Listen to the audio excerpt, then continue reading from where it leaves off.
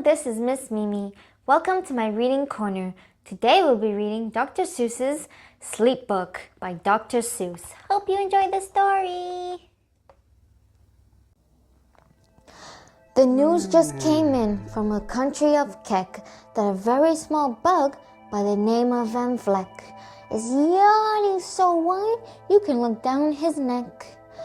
This may not seem very important, I know, but it is, so I'm bothering telling you so. A yawn is quite catching, you see, like a cough. It just takes one yawn to start other yawns off. Now the news has come in that some friends of Van Vleck's are yawning so wide you can look down their necks. At this moment right now, under 7 more noses, great yawns are in blossom. They're blooming like roses. The yawn of that one little bug is still spreading. According to latest report, it's heading across wide fields through the sleepy night air across the whole country towards every which way.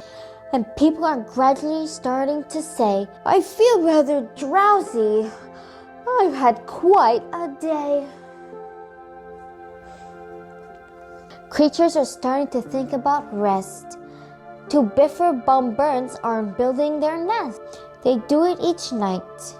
And quite often I wonder how they do this big job without making a blunder. But that is their problem, not yours and not mine.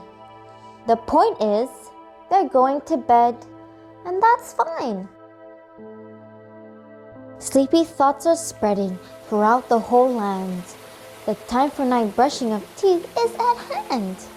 Up at Heckhammer Falls where the great river rushes and crashes down crags and great gargling gushes, the Herkhelmer sisters are using their brushes. Those falls are just grand for toothbrushing beneath if you happen to be up that way with your teeth. The news just came in from Castle of Krupp that the lights are all out and the drawbridge is up. And the old drawbridge drawer just said with a yawn, my drawbridge is drawn. It's going to stay drawn till the milkman delivers the milk about dawn. I'm going to bed now, so nobody better come round with a special delivery letter. The number of sleepers is steadily growing. Bed is where more and more people are going. In Culpeper Springs in the Stiltwalkers' Hall, the Stiltwalkers' stilts are all stacked on the wall. The Stiltwalkers' walk have called it a day.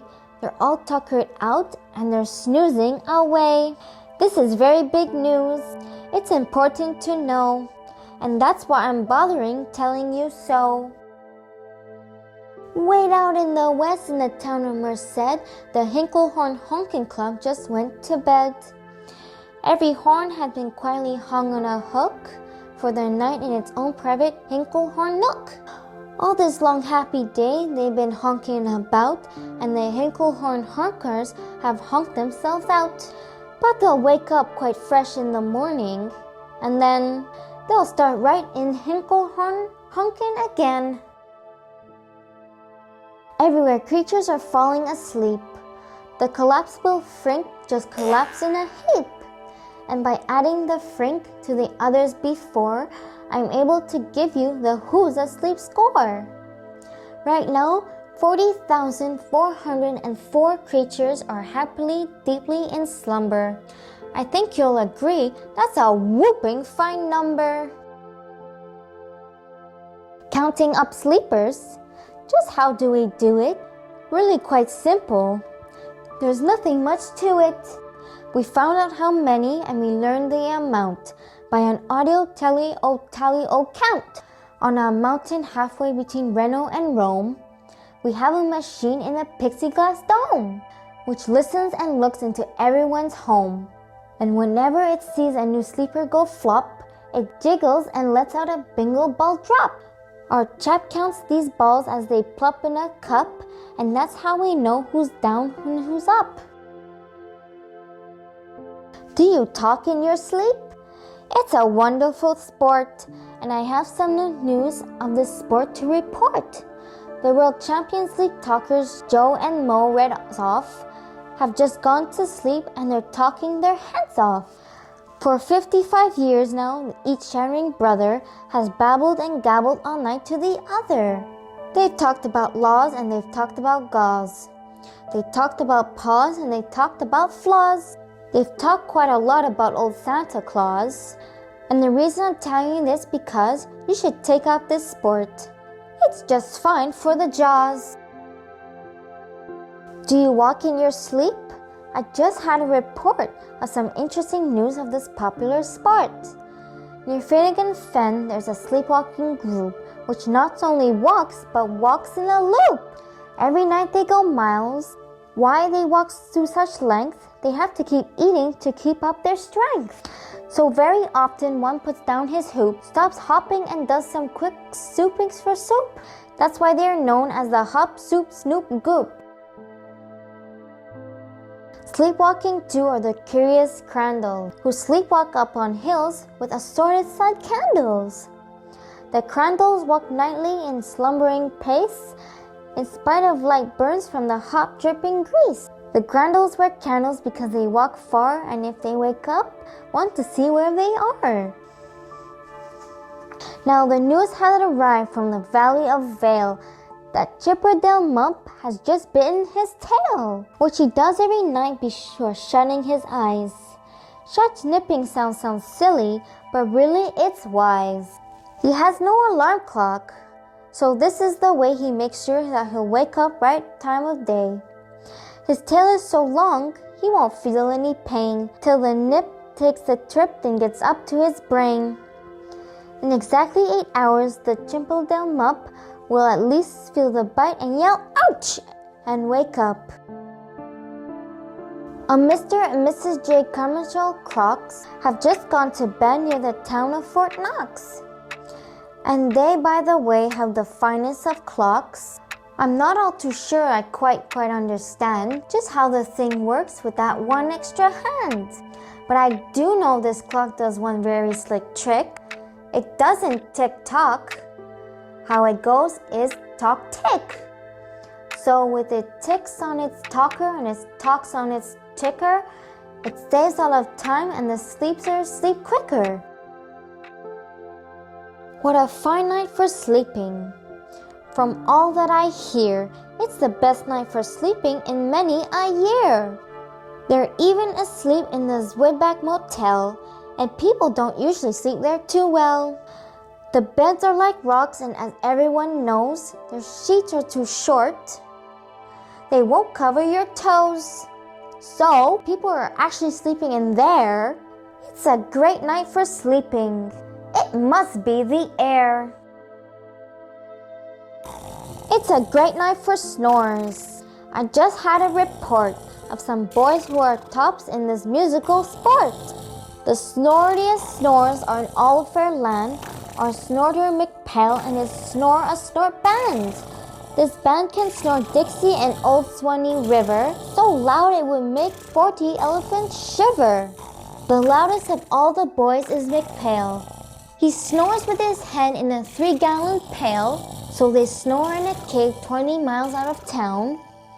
If they snored closer in, they would snore the town down.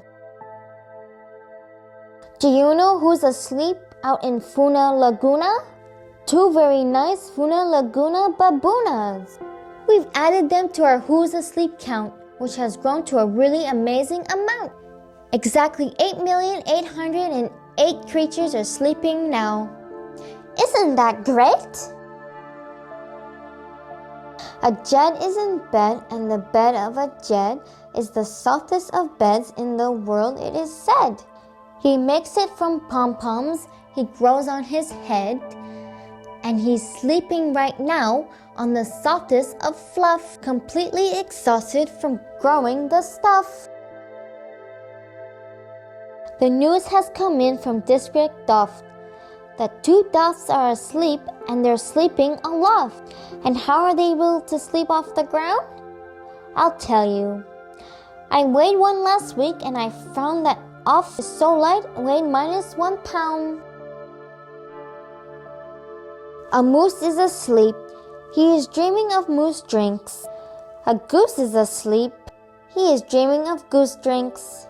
That's well and good when a moose dreams of moose juice. And nothing goes wrong when a goose dreams of goose juice. But isn't too good when a moose and a goose start dreaming they're drinking the other one's juice. Moose juice, not goose juice, is just juice for moose. And goose juice is not moose juice, it's juice for a goose. So when goose gets a mouthful of juices of moose, and moose gives a mouthful of juices of goose, they always follow their bed screaming screams. So, I'm warning you now, never drink in your dreams. Speaking of dreaming, I think you should note that the Bumble Tub Club is now dreaming afloat.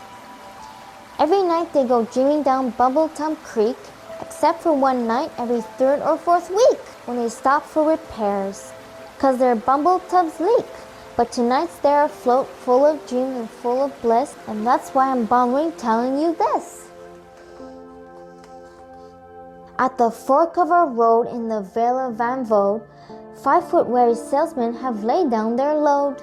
All day they've raced around in the heat at top speeds, unsuccessfully trying to sell zipper zoof seats, which nobody wants because nobody needs. Tomorrow will come, they'll go back to their chore. They'll start on the road, zipper zoofing once more. But tonight they've forgotten their feet are so sore, and that's what the wonderful nighttime is for. Everywhere creatures have shut off their voices. They've all gone to bed in the bed of their choices.